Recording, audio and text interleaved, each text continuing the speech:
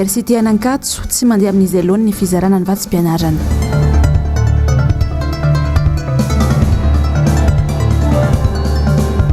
Fivoriana ara-potoana CUA nivoana tamin'ny lahadinika napetraka.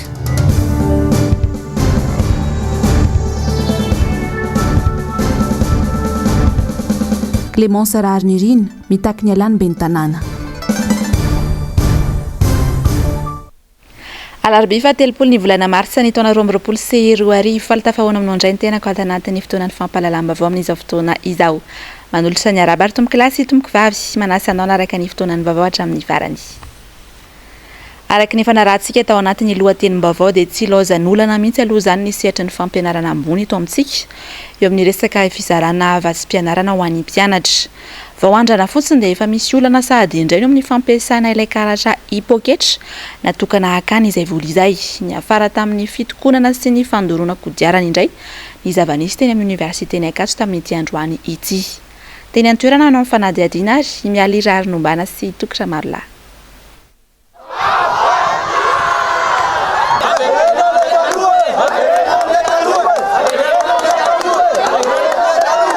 Vao maraina dia efa nifamotoana teny amin'ny Université Ankatso ireto mpianatra marobe ireto. Nanamarina ny anarany tsirairay avy amin'ny fakana ny vatsim-pianaran'izy ireo amin'ny alalan'ilay karatra hipoketra izay natao andrana voalohany tamin'ity volana ity. Raha nanomboka ny 20 Martsa lasa teo ny fizarana izay vatsim-pianarana izay ho an'ny Université Ampanjakana eto Antananarivo. Androany kosa no andro voatondra angalany ireo mpianatra eny Ankatso ny anjaran'izy ireo araka ny fanampanantenainy ny fitondram-panjakana. Tsy araka ny eritreretina nefa ny zava-niseho satria dia mbola tsy nisy vola tonga tao amin'ity karatra hipoketra ity ary narirariran'ireo tompon'andraikitra trano ireto mpianatra ireto. Lahan'ny tapakandro marainan'izy ireo ny andrasana valy mahafapo mikasika ny famoahana izay vatsim-pianarana izay. Nanomboka tamin'ny 10 maraina zao efa mifiry andeka botra ireo mpianatra ireo hatramin'izao mbola tsy nahazo 0 ariary ny konty araka ny tatitra nataony zareo taminay hoe raha ohatra hoe androany tokony fizarana botra ho anay dia tokony omaly izy very amin'ny kontinay. Nefa efa nisy nanao verification zany ireo mpianatra ireo mbola 0 ariary ihany le izy hatramin'izao. Zany hoe tsy ampy, misy organisation tsy matotra. Ny ilana voalohany indrindra amin'io zavatra io dia le resaka digitalisation. PDP zany le ankizy mbola tsy tafiditra ao anatin'le liste, le liste ny exportena avy any ministère. Dia faharoa an'izany le liste konkoa mbola PDP no diso taminazy tamin'ny taona io zao. Ny ilana faharoa indray misy tsy fahatomombanana zany ao amin'le lafin'le base de données any poste zany. Fanazavana tenendry zareo hoe taraiky ny liste hony mbola tsy nahazo message zay tsy nahazo information hoe zay mahazo message ihany afaka mahazo bourse androany. Tonga eto zay amin'ny 10 sasany maraina mbola tsisy nahazo message, tsisy nahazo nenenina. Zao nefa amin'ny 1:40 sasany mahery 10 tsisy nitondra sakafo ireo ankizy ireo mbola ody lavitra be tsy nahazo nenenina zay dia hiaritra eto foana fe zay sady tsy mianatra nefa dia inona no ataonay hijaly ohatry zao foana. Calendrier ana boursanay zany efa 2 semaines ny naiky nanulena dia efa nitaraina tao ambony tao zany zay hoe misy ankizy mipesaka avy any alavitra. Tena olana zany hoe atao rapitsony le izy nefa raha miaraka amin'ny licence 2 sy ny licence 1 zany dia tena hoe manarivony zay dia mitaraina daholo ny ankizy hoe matahotra ny atory aty amin'ny cathédrale sy aty Ankatso mihitsy zany ohatra le tamin'ny herintaona. Mandamokatra ny vahaolana rotson'ny fitondram-panjakana ary vao mainka mibaribary ny tsy fahaiza-mitantana sy ny fisiana paikady mazava hitantanana ny fiainam-pirenena amin'ny ankapobeny. Le fijaliana izay ho ireo mpianatra tokana ho izy ireo ny vahaolana dia namerenana amin'ny laony ny fizarana ny vatsim-pianaran'izy ireo tahaka ny teo aloha. Zareo nieritreritra hoe ty fiamiasa amin'ny poste ty avahan'ny olana maninona raha averina raha tamin'le voalohany. Le tamin'ny voalohany ange milamina alaina espèce ny vola milamina tsara mihitsy tsisy korontana. Ny angatahana mpianatra zany hoe aleo to dia averina amin'ny système taloha dia raha ohatra hanao andrana zareo dia ohatra groupe na ankizy fotsiny nanaovany andrana fa tsy ny mpianatra rehetrarehetra manerana ny université. Leo ny fampanantenana pokaty atao amin'izy ireo isak'izay mihetsika ireto mpianatra ka nanapa-kevitra ny roatra teny amin'ny fiantsonana ny taxi be 720 ny atoandro teo. Ankoatra ny siotsioka sy ny orakoraka izay tsy nifandrenesana, nandoro-kodiarana ihany koa ireto farany nanehoana izay tsy fahafalipo izay. Poroviry mitohaka amin'ny tenda izao izy ireo fa ininam-potehana mihitsy no avy ny tanora malagasy.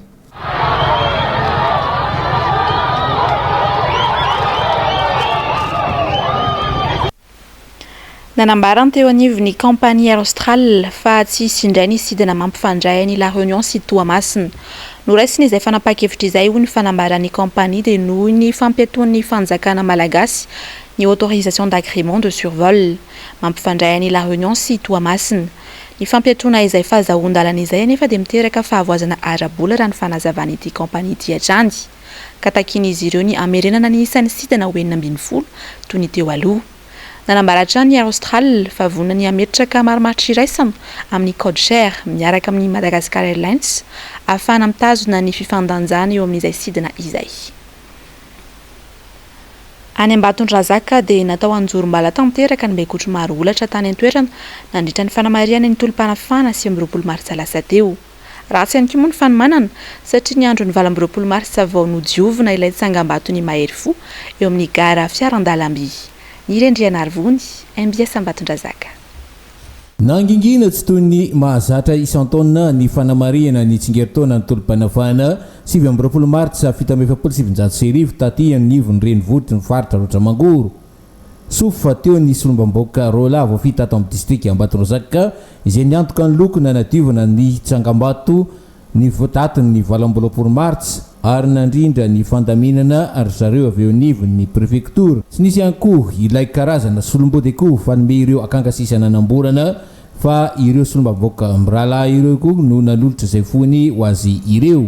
Raha fitindina dia tozary fombafomba fotsiny ihany sisa ilay fanamariana ny tolom-panafana 20 Martsa 1770 fa efa zary very asina izany ezaka nataon'ireo ray aman-dreny teo aloha niady ho an'ny fanafana atsika malagasy teo ambany vahoan'ny mpanjanaka. Raha ara-tantara dia anisan'ny nanana olona maro nafoniainy ho an'ny tanindrazany ity faritra loatra ity saingy zary atindino ankehitriny. Ny fotoana fatserovana ny tolom-panafana tahaka izao no tokony amelomana indray ilay afo-pitiava-tanindrazana ka ijoroany malagasy rehetra amin'ny fanarenana amin'ny firenena izay efa tena latsaka kanterena amin'izao fotoana izao.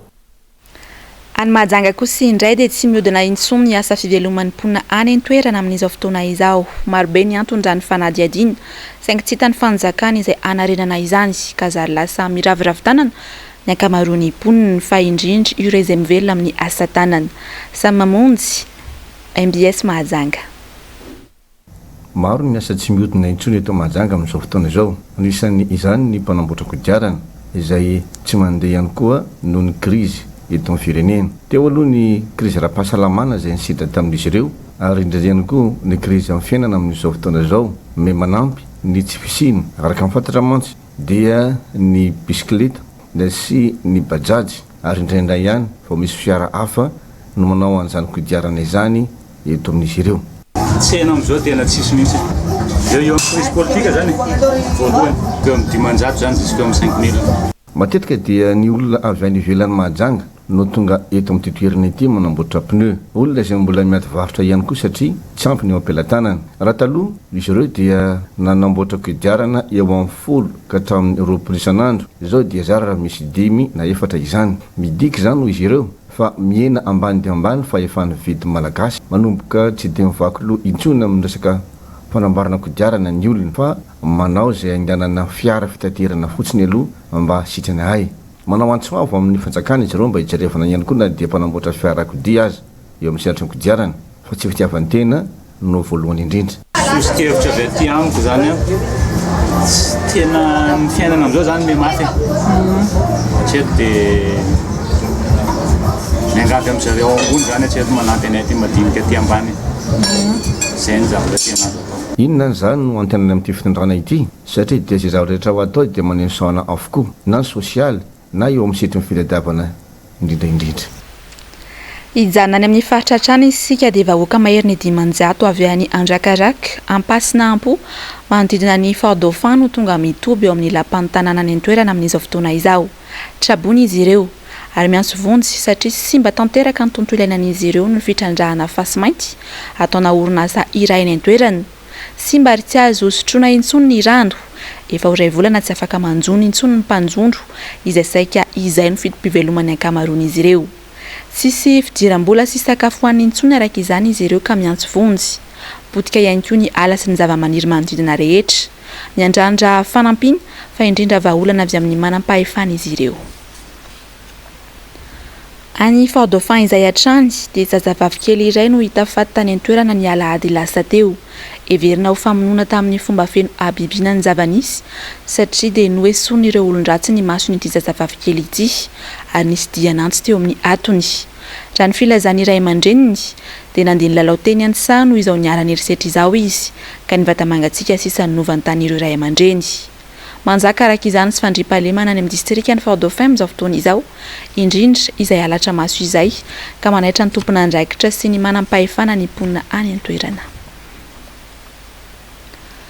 Pejy kolontsaina dia maro amin'ny malagasy no mbola tsy mahafantatra tsara ny hevitry ny atao hoe taom-baovao malagasy na dia mihamaro hatrany aza ireo efa mankalaza azy.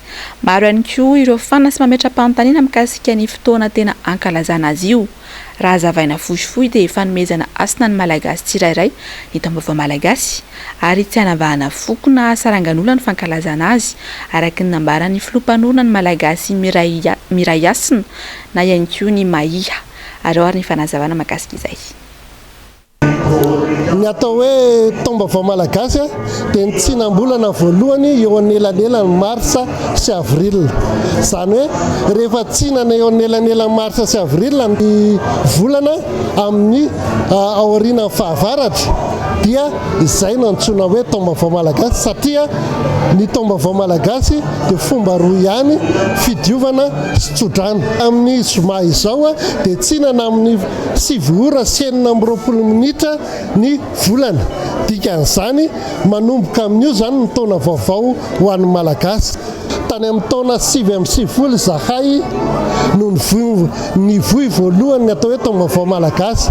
Tamin'izany dia somary meza amin'ny malagasy ianao rehefa miteny hoe tsika manana ny taom-baovao atsika. Fa rehefa ny voy an'ilay izy isataona dia nahatsapa fa ny nanomboka nahafantatra ny maha izy azy ny malagasy. Le maha malagasy anao no foazina amin'ny alalan'ny taom-baovao malagasy. Ny vaovaon'ny fanatanjahantena dia efa fantatra ny firenena miisa 720 amin'ny 230 hiatrika ny fiadinan'ny tompon-daka eran-tany amin'ny taranja baolina kitra na ny mondial 2022 izay ho tanterana ny Qatar ny 20 novambra ka hatramin'ny 20 desambra ho avy izao. Firenena miisa 5 kosa no isolotena ny faritra aty Afrika dia Ghana, Senegal, Tunisie, Maroc ary Cameroun. Mbola voahiliky ny FIFA ary tsy mahazo mandray anjara amin'ity fifaninana ity kosa i Russia raha toka nahemotra amin'ny fotoana manaraka ny lalao iona ny Ukraine sy Écosse. Ny zoma voalohan'ny volana Aprily ho avy izao kosa no tontosaina ny atsapaka amin'ny fifanintsanana isam-bondrona. Eo amin'ny maresaka iraisam-pirenena dia mbola tsy tena nahitam-baolana ampitsahatra na tanteraka ny ady hatreto ny fifampiresahana sy ny fihaonana teo amin'ny Russia sy Ukraine. Mbola mitohy ny fanafiana ataon'ny Russia hatramin'ny androany ary mitombo isatrany ny fahavoazana Ukraine.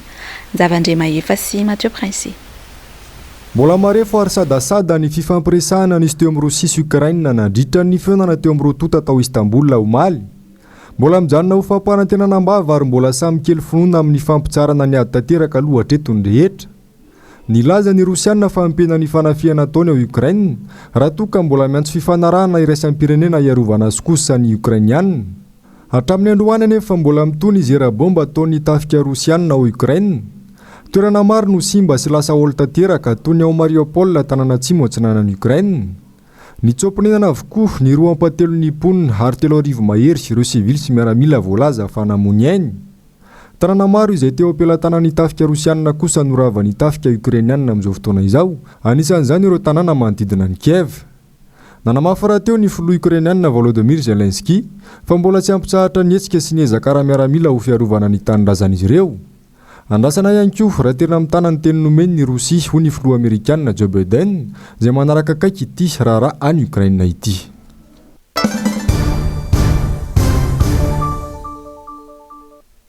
Nisokatra androany ny fivoriana ara-potoan'ny komina Antananarivo renivohitra niarahana tamin'ny mpanolotsain'ny tanàna ny ben'ny tanàna sy ny Brown filakefim-pitantanan'ny tanàna.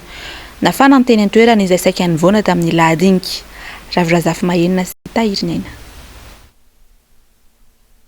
Tetỳ an-toerana ny rehetra vao nafantatra fa tafiditra tao anatin'ny lahadinika ho an'ny fivoriana rahampitona androany ny resaka knapsa sy ny findramam-bola nataon'ny orinasin'ny commune CMJD 2.0 miliara ariary. Tsy izay ihany fa nivadika fifamaliana ny fivoriana raha nilaza ny zava-misy araka ny hitany sy ny fitarainany olona ny mpanolo-tsaina sasany. Fiantsiana ady indray no nataon'ny ben'ny tanàna ary vao mainka aza nanaratsy ny ben'ny tanàna teo aloha sy ny vadiny. Resaka tsy misy idirany fivoriana rahampitony commune Antananarivo renivohitra saingy natao fotsiny anasoketana sy anaratsiana endrika ny filoha Ravalomanana mivady. Ny resaka findramam-bola 2.0 miliara ariary indray ny aiky ny ben'ny tanàna fa nihindrana saingy ny CMJD ho izy no tompon'antoka fa tsy ny commune. CMJD izay orinasa natsangan'ny commune tsy ela kory anefa fa natao anakonana ny vola be nalaina ary vao mainka hanome fahasahiranana ny vahoaka. Voakitikitika araka izany ny resaka délégation de pouvoir nomena ny ben'ny tanàna izay mampiasa izany amin'ny tsy tokony ho izy. Misy an'ilay délégation de pouvoir izay nresanao ndre matoa ben'ny tanàna na ahafahanao ho ianao zany hoe misy ny tsy miaino, misy ny tsy te ianao fa tsy zay tiano henona. Za manokana hoy za hoe rasa fotofoto sy zavatra manahirana toy izao manjavozavo toy izao no ampiasaina ilay délégation de pouvoir ahafahana mindram-bola na dia voalaza mazava aza fa izay voafaritra ao anaty budget no ahafahana mindram-bola fa tsy hoe rehefa te hindrana isak'izay matsiaro dia afaka mindrana toy ia hoe izaho manokana mampanolo-tsaina aho mangataka anao andre matoa filohan'ny filan-kevitra mangataka ny anafoanana an'izay fanomezana délégation de pouvoir zay ary dia andinihana cas par cas izay findramam-bola tianao atao aoriana aloha azava ny resaka dia raha mahita eto ary micautionner zay nanaika sy nampandany andre ny fanapa-kevitra ireny. Tokony miteny ihany tsika eto masontsika rehetrarehetra eto hoe name délégation de pouvoir zany ve tsika sa tsy satria ny ben'ny tanàna atao anatin'ny Facebook dia nasehony teo le délégation de pouvoir nefa any koa tena tsy afaka ampiasain'ny ben'ny tanàna iny fa zavatra hafa iny ao anatin'ny budget. Miantso antsika mpanolo-tsaina rehetrarehetra aloha mba averina dinihana le délégation de pouvoir namena ny ben'ny tanàna fa indraindray tena tsy arako antsony le izy ben'ny tanàna milaza hoe tsika nanome délégation de pouvoir nefa ny tsy eo le izy ka tsika nanome délégation de pouvoir momba ny téléphérique momba ny patrimoine soit dia tokony mbola dinihana kely fa enjakenjana le izy. Ankilany ireo mpanolo-tsaina avy amin'ny atokotima sy ny komba ihany no tena namotsipototra ny tena zava-misy marina eo anivon'ny commune ary nangataka fanazavana. Ny ambiny izay IRK tsy nahenona feo ankoatra ny famonoana afo ary ny filazana fa misy asa mandeha eo anivon'ny commune. Hijanona eny amin'ny lapan'ny tanàna hatrany isika satria dia nahintsy ny mpanolo-tsaina tanàna Clémence Rarnirina raha namoaka ny Pahibeamaso ny lesoka sy ny fitantanana tsy mahomby ataon'ny ben'ny tanàna Antananarivo renivohitra nandritra ity fanombohany fivoriana ara-potoana commune Androany tao amin'ny lapan'ny tanàna ity. Ravirazafy mahenona sy tahiriny anatrany. Toy izao ny ampahany lesoka hitan'ireo olona mipetraka sy miasa eto Antananarivo ny tsy faiza mitady ny ben'ny tanàna ka mahatonga fikorontanana samihafa eny anivon'ny fiarahamonina. Tokony matotra amin'ny teniny ny mpitarika. Faharoa manatsa ny zavatra nambarany tamin'ny nanao propagande. Fahatelo mahay miara-miasa amin'ny olona tsy mitovy firan-kevitra aminy. Dia fahaefatra fijeriko azy le fiteny tokony tandremana ihany satria raha ny tadidiko izao dia hoe everiko fa mavesatra be le tenin'ny ben'ny tanàna tamin'ireny hoe ary navelom-panantenana hoe raha mbola misy fako dia atero any an-trano. Ka raha ireny ary no aterin'ny olona izao ka tena zava-doza. Le Antananarivo indray aloha voalohany indrindra le kolokolo mibetsaka. Le kolokolo tena be kolokolo be loatra kosa aloha za zao hanao karapanondro zao ato amin'ny firaisana ato amin'ny district ato hoe hanao karapanondro dia mbola miandry hoe amin'izao afaka atao semaine vao miverina ianao nefa karapanondro no andeha ho atao. Zay zany zao aloha dia efa lesoko amin'ny fitantanana Antananarivo aloha tokony mba jerena le social sy ny karazana. Mazava fa tsy mandeha araka ny velirano natao nandritra ny fampelezan-kevitra ny zava-misy ka mahatonga fitokonana satria betsaka no mahatsiaro afa tsy misitraka ny zonona ampiarana ny didiko fe lehibe toy ireo mpivarotra efa manana tsena ny raharaha tena nalatsy araka parkina sy ny maro hafa.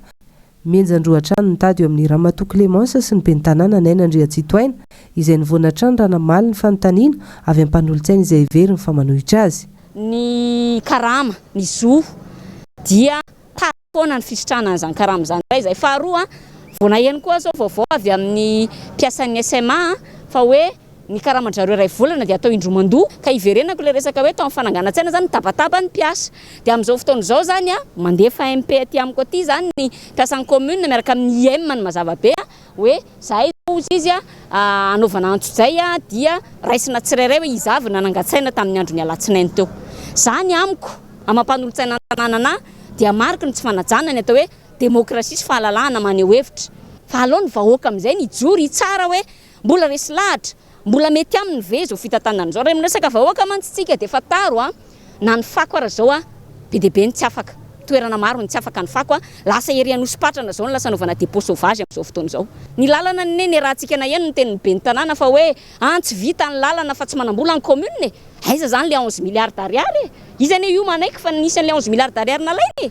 Maninona tsy nampiasaina amin'izany fa atao inona kay anaovana parking digitalisation zany angamba maika ho an'ny fiainan'ny mponina. Fa zany kosa dia tena fahafantarana hoe efa tsy mahavita azy tsony ny be ny tanàna. Sanatria vovava le izy tsy finiavana te anakorotana. Napetrako ny option hoy hoe na ny be ny tanàna matsapa-tena ka mametra-pialana. Faharoa ny teny hoe nareo niveau mpanolotsaina isika eo niveau mpanolotsaina ny tokony hanao motion de déchéance anazy angataka amin'ny fanesorana azy rehanareo teo zany zao ny teninareo mpanolotsaina tsy miteny. Fa rehefa hiteny hoe zay tsy manaiky fanesorana amin'ny be ny tanàna dia mipingapinga daholo miteny. Clémence Rarnirina tsy te hanao PDS na Tananarivo, tsy mitady toerana fa ho an'izao vahoaka na Tananarivo zao. Ka rehefa mijoro mipiasa ny commune urbaine na Tananarivo dia hoy hoe mampirisika mijoro tompoko. Masahi mijoro. Fa io ohatra ny vato lampy. Rehefa tsy miteny ianao dia angereny mivorona. Atsy amitsitsony ity mpanolotsaina ity ranonambarany fa hiady hatramin'ny faro ny fiarovana ny tombontsoany ireo madinika vonina hatrany ny anatrika na raha-pitsarana raha misy izany hoy izy ny be ny tanàna nefa izay tsy mety mifanatrika aminy ary tsy hita ihany koa eny amin'ny fitsarana kanefa mpitory. Voaresaka manokana ihany koa ny mangarahara eo anivon'ny tanàna Antananarivo renivohitra. Ny aiky ny be ny tanàna fa nindrana ny vola ny orinasa SMDG izay any commune saingy tsy mazava ny fomba fitantanana sy ny fitsinjarana izany vola izany. Ho ny mpanolotsaina avy amin'ny antoko Kamba. Etsy andaniny tsy mazava ihany koa ny nangatany ity mpanolotsaina ity fanazavana ny makasika ny filakevim-pitantanana misy eo anivon'ny SMDG izay lazaina fa misy avy amin'ny antokony. Maro be ny teboka tsy novalian'ny be ny tanàna moa makasika izay ka dia nosafosafona fotsiny arahoara ny fanazavana. Tiako antoava zany dia le marahara atao amintsika na dia efa SMS efatra farafaratsy no anao sy madame le président gouvernance ny antso ny filohan'ny vomierako ako vola ny antso taly anankiroa nitendren'ny be ny tanàna hoe ahoana tsara ty 11 milliards ty fa raha za aloha no mitady tsy misy an'izany mihitsy ao anaty budget dia angambany anjarantsika atao filan-kevitra no milaza amin'ireo rehetra hoe tsisy idirantsika mihitsy le izy amin'ny fomba ofisialy. Fangararana ihany koa eto amin'ny resaka fitantanana ny conseil municipal marina mihitsy ny tenen'ny be ny tanàna tokony mba tenenina aminay hoe iza le solo-tenanay fa tsy ohatran'io ataonao hoe tsy fantatra dia tsisy miteny dia ohatran'izay keo nantany teto hoe firy ny collaborateur anao raha kamy roapolo izy iza daholo izy anao tsisy idiranareo zany le fomba fiasa samy divers angamba horesahany zany fa le fomba fiasa amin'le bureau permanent aloha tompoko tena tsy tafavoaka mihitsy satria any amin'ny télé zay no mahafantatra hoe hay ve misy combat ao anatin'le SMGD zay tsy malala bon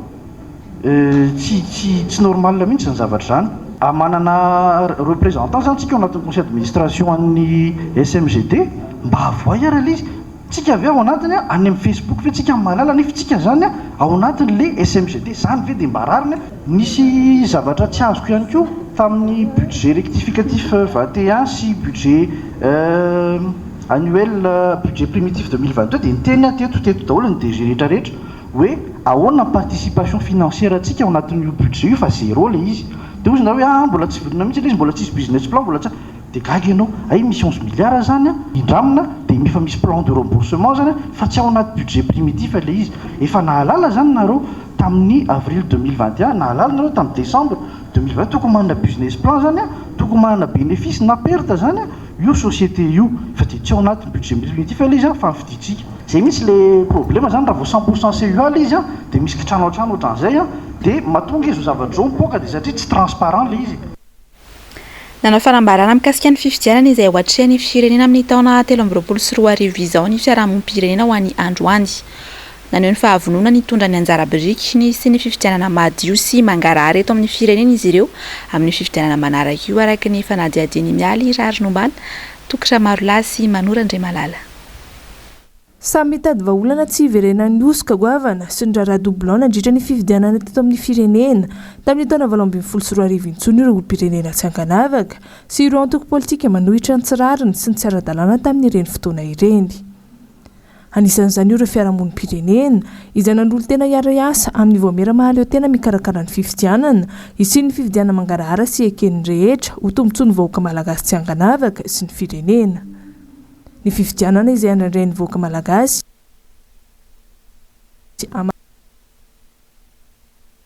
any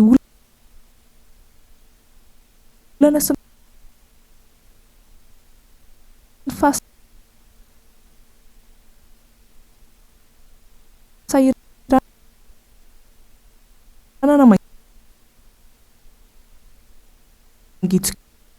kisoka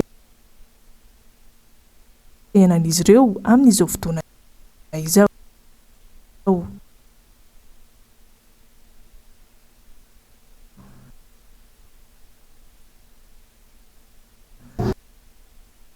Anisan'ny mpiantsehatra anaty fifidianana ny société civile dia amin'izao zato andro aorianany nitsanganany seny izao na ny asan'ny seny iny maromarina kokoa dia anisan'ny manao évaluation an'ireo voameram-pirenena maleo tena momba fifidianana io zay fa indrindra ny solotenanay satria araka mazama hoe entité de destination anay dia mitaky redevabilité ny société civile hoe tena azo nametraha-petokisana marina ve izay société civile reo rehefa mifampiresaka dia niombokevitra hoe andaotsika hiara-iasa anohana ny senia mba hahafahana mahazo fifidianana ekeny rehetra. Ina fifidianana ekeny rehetra zay andraisan'ny rehetra anjara sy marina tsy misy fanoliana zany na iza ary araka ny tokony ho izy fanaraka amin'ny lalàna. Ankoatra izay nangataka ny ampitsarana ny fanjokian-dalàna fa indrindra ihany koa ny ampiarana ny lalàna amin'ireo rehetra manao izay fanjokian-dalàna amin'ny fifidianana izany ihany koa ireo fiarahamonim-pirenena. Io lalana io no ahafahana mampanjaka ny tena demokrasia hoy ny nambaran'izy ireo. Oka le fanjokian-dalàna mba hisy valiny iny foana no olana ao anaty lalam-pifidianana misy hoe mandrovotra fisy sazy miandry manova voka-pifidianana misy sazy miandry fa tsy haiko hoe ohatrany tsy mbola nahita olona nandrovotra fisy aloha niakatra fitsarana na hoe olona manao tentative na resaka fanodikodonana fifidianana zany somary gorakora le fampiarana an'ilay lalàna ary zay anisany mampatonga an'ilay demokrasia antsika somary gorakora ihany koa. Mbola nanamafiatrany ny fangatahany ny amin'ny fifidianana fa tsy hanendrena ny filoam-pokotany izay olana matetika isiany osika nandritra ny fifidianana moa ireo fiarahamonim-pirenena. Ny ompanabetsaka mahakasika ny raharaham-pirenena ankehitriny ny nisongadina tao anatin'ny fandaharana miara-manonja ho an'ny androany. No mafisy ny mpanao politika sy ny solombavam-bahoaka tao anatin'izany fa tsy misy zavatra mandeha intsony eto amin'ny firenena noho ny tsy fahaiza mitantana andalam-pahafatesana avokoa ny orinasa mpanjakana maro vokatra izany. Ando miaratiana sy Andra Kotomalala. Tafiditry ny mafiaka mamotika ny fitantanana ao aminy ny sampandrara mifandraika amin'ny fanjakana ACM izay miantoka ny raramaro eo anivon'ny fitanterana napakabaka. Tsy tokony ho lany fidiram-bola sy ho faty mihitsy ity orinasa ity saingy mifanohitra amin'izay ny zava-misy amin'izao fotoana izao. Manoloana ny tsy fisy ny politika matipaika sy ny fitantanana tsy mahomby avy amin'ny fitondram-panjakana.